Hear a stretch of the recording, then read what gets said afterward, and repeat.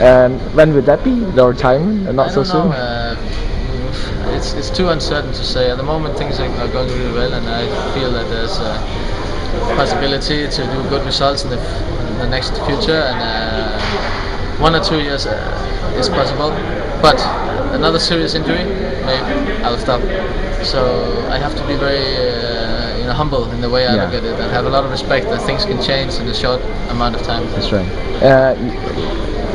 This year you are 33 this year? Yes, no, this year in December I'm 34. Okay, yeah. I mean, at your age, you are one of the fittest players in singles. But if you had asked me 2-3 years ago, I would never have thought that I could Yeah. keep on playing. But I keep an extremely high, I work so hard in the fitness area, so I have to do that to be able to do what I do. And as long as I do that, and as long as I feel, on a good day, I can beat Chung Wei. He may win the most times at the moment. Yeah. But I'm still close to him, and as long as I feel that, I continue. Okay, great. Will you continue to be involved in badminton after you retire? I'm sure that I'm going to be involved in some way. I'm going to be coached in some way. It's a very natural way for me. In which way? I don't know yet. It could be different kinds of ways, but that's where I'm gonna head for the moment. We'll see what kind of coaching, in which area. It could be national coach. It could be national coach outside Denmark. It could be a lot of different things. Yeah. How would you describe the rewards from badminton as opposed to other sports? And is it good enough for a comfortable retirement? It's always the question of, you want to compare it to tennis and golf and these things, then there's a big difference. But I have earned, I've done really good economically. So I'm quite happy for the life I've been living for the past 20 years. It's been amazing. It's been an amazing ride. And I have absolutely no complaints. I feel very privileged and very lucky to have done what I've done. I'm going to enjoy it for 1 or 2 more years, and then I cannot just don't do nothing for the rest of my life. I have to earn my money. I have a family, and I'm not the kind of guy who just want to sit back and do nothing. So I'm going to find new projects to be part of, and we'll see what that's going to be. Okay, great. What's your involvement like with bestoncourt.com? Best on Court is a project. It's a brand new project. Started about a year ago or something like that. The idea came a couple of years ago, I think, from Morten Bjerren and Tom Singholm. Both of them created this kind of project, which is a way to present badminton from a coach's point of view.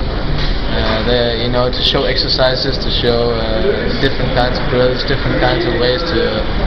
And it's never been. There's a huge amount of information missing in the badminton world, and Best on Court is a brilliant way in the future for this to be brought out to the badminton fans all around the world. Okay, great. And I look forward to. I'm happy to be a part of it, and we are only in the early stages of what this could be. Okay. Can you explain a bit more on bestoncourt.com, like how it started, the founders and its purpose? I just explained. But it's basically a platform where both players and coaches and badminton interested people, they can go in and actually, they can see me doing different kinds of exercises. They can see an amateur player do different kinds of exercises. They can see a junior player do different kinds of exercises, and they can actually take these exercises, download them, and use them in daily coaching or daily practicing. And this is a brilliant way of doing it. And hopefully, I've always wanted to pass on the experience, pass on whatever I have views on badminton. This is a really good way to do it, and not only this, but also a lot of other different areas is coming from this bestoncourt.com, and hopefully we're going to see a lot of this in the future. Okay, great. So how is bestoncourt.com different from other badminton training programs out there? I think the main thing here is that you're going to see contributions from many different kinds of players, because this is this is, you can easily record some strokes, some exercises, some on-court exercises, whatever, from many different kinds of persons. And the wider the guest, the more interesting it is for that's right. for the common badminton coach or the common badminton player to go in and learn from this. During the past 15 years, I have had so many questions on the website and on my email from fans all over the world asking about whatever to do, however to do things, exercises, and all these matters. And now this is a way for them to they can go in, they have a lot of options and they can choose from it. Just take whatever they want. Okay, great. Is watching videos on bestoncourt.com just as effective as attending physical coaching classes? You can compare them. It's two different things. I like to make a combination and then say, yeah, you can have your coach take out some things from these best on court sessions and then bring them onto the court. It's always very important to have a coach, because the coach can make you go. You may go 80%, 85% on your own, but the coach may get you the last 10, 15%. That's why you need a coach. Okay. That's the main reason. So this is not to do one thing or the other. This is a combination, and hopefully this. What I miss in the badminton world is a lot of discussions. It's a lot of talks all around. Debate going on. How do you do this? How do you do this? And if you look at other sports, if you look at football and all the American sports, so many statistics, so many tactical discussions going on.